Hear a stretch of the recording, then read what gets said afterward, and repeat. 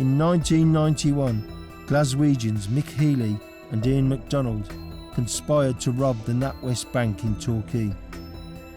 I put a 6-man gang together who I believed would have the hold to make this successful. And while I was there, I was actually a cleaner, took a job as a cleaner. In the bank? So I was in the bank, yeah.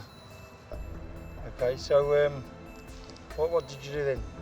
Well, what I did is I was monitoring the bank for about 2 months or something until I got the feel of what was going down, the deliveries to the bank, and it was Brink's Mat. And on a Thursday they would come there, 3 in the street, and take in 18 bags. So while I was in the bank, I'd realised there was a bank vault and a bank vault on top, and I'd realised it was actually a storage bank. So I knew we were talking millions of pounds. And when I was a cleaner in the bank, I used to go up on top of it, and it was all bonds worth millions of pounds, but they'd all been cash, so I knew this is really, really big. Okay, so you got your team together, and Yeah. who did that include? My brother, Jim Healy, Macdonald, Mickey Carroll, Rob Harper, and Thomas Garrigan. Macdonald was involved in crime from an early age and was a member of the Stanley Knife gang with Paul Ferris. He got his nickname because his enemies said that he would shoot you in the blink of an eye.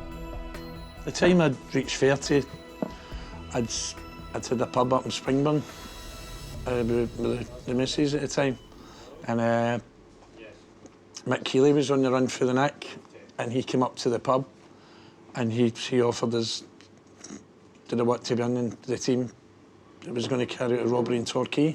It was £6 million, and it didn't take me long to say yes. And Mick went away, then he came back. Then we all travelled down to Torquay, and my missus at the time came down with my son, and we were all staying in a caravan park and painting. We were there for 2 weeks just posing as tourists while we were eyeing up this bank. Well, what we did is we put ourselves in a 3-mile radius of the actual bank, and went about getting the getaway cars,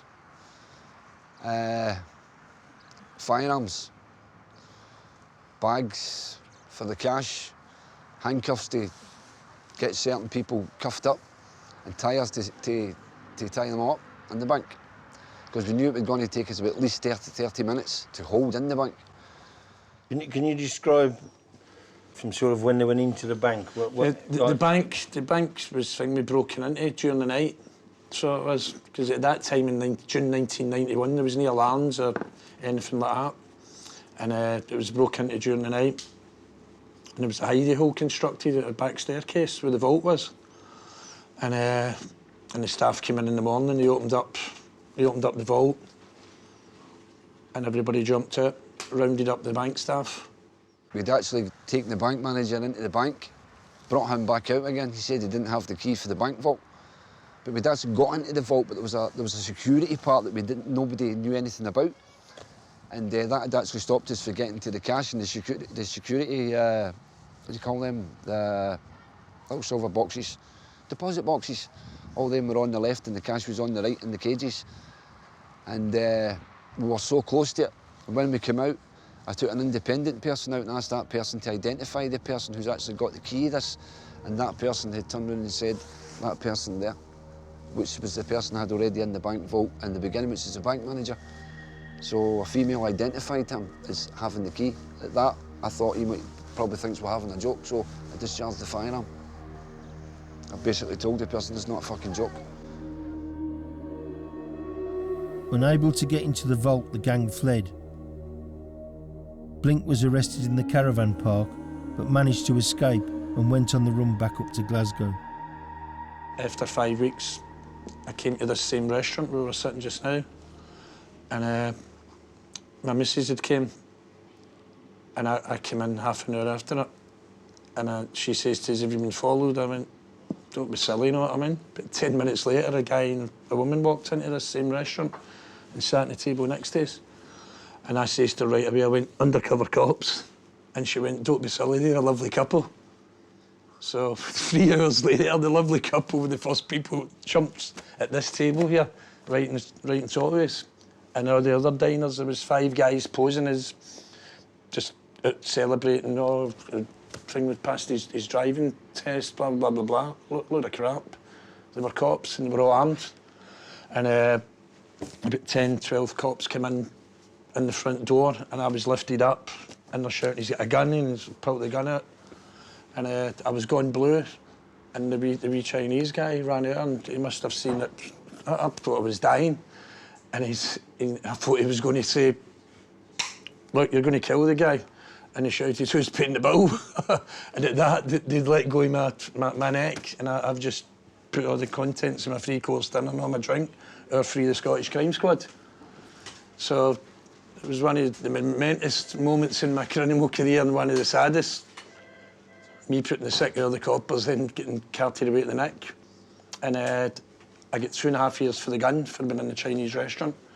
And we ended up going to trial at Bristol. That collapsed. We went to the Bailey, and I get 16 years. So I was doing 18.5 years. And how old were you then? 30. You know, you put on a brave face, but when that cell door shuts at night and you're 27 and you're lying there looking at the ceiling, how does 31 years feel like? Hardcore, because I haven't lived that long. I was only 27. And when I went to the prison system in England, I found out, obviously, that I was in some ways either badder or indifferent, because I found myself looking around, looking for other people doing fixed sentences between 30 years and over, and there was only 14 out of 87,000 men. So that was quite difficult. Nobody killed, nobody shot. Well, I was just thinking there, the Crow's got 30 years, didn't Yes, and I got and 31. You got 31. I got 31. And nobody died. Nobody died, nobody got shot, Nobody got stabbed, nobody got injured. It was just the fact that it was money, and the fact that it was some Glasgow politics were pulled into the trial also. But when we get sentenced, I always remember coming out of the Old Bailey, I was handcuffed to Mick. And he just got 19 years, added on to 12 years, and he was doing 31 years. And I was still trying to cope with my 16 and the 2.5 years I'd got. And I always remember saying to Mick, Christ, you're doing longer than the train robbers. I was doing 31 years. And me and Mick were walking around Belmarsh the next day. I always remember, even though it was 20 years ago. We were walking around Belmarsh, we were in the high security unit in there. And me and Mick were walking around the yard and saying, when is this black tunnel going to end? And I can laugh now about it, but at the time it wasn't a laughing matter. But we played for high stakes and we lost, so I had to